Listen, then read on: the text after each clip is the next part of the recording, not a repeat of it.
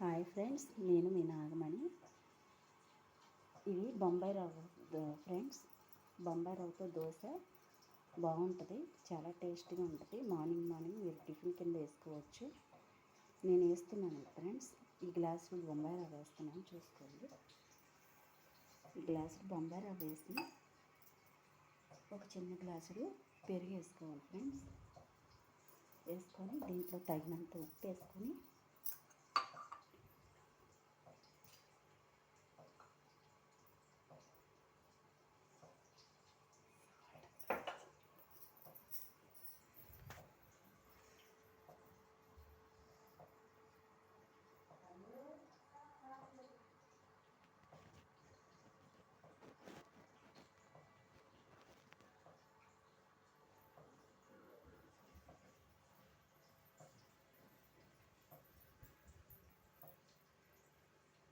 Friends, దీంట్లో సరిపోయినంత salt వేసుకోవాలి.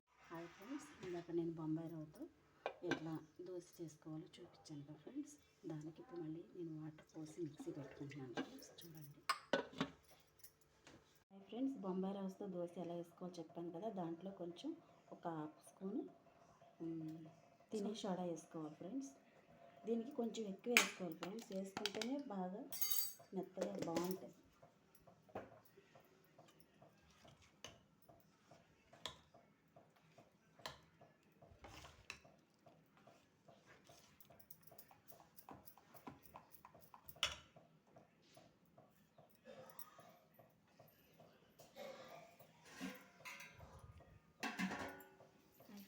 కొంచెం వాటర్ పోసుకుందాం, మరి చిక్కగా ఉందనిపిస్తుంది.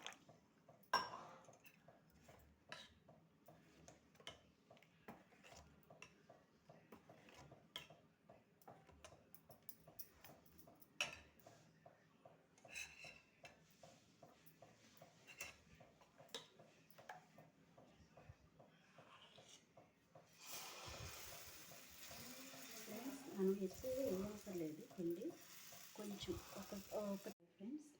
ఇదిగోండి ఫ్రెండ్స్, ఈ బొంబాయి రవ్వతో దోశ ఫ్రెండ్స్. దీంట్లోని కొంచెం పల్లీల చట్నీ, కొంచెం టమాటా చట్నీ ఫ్రెండ్స్.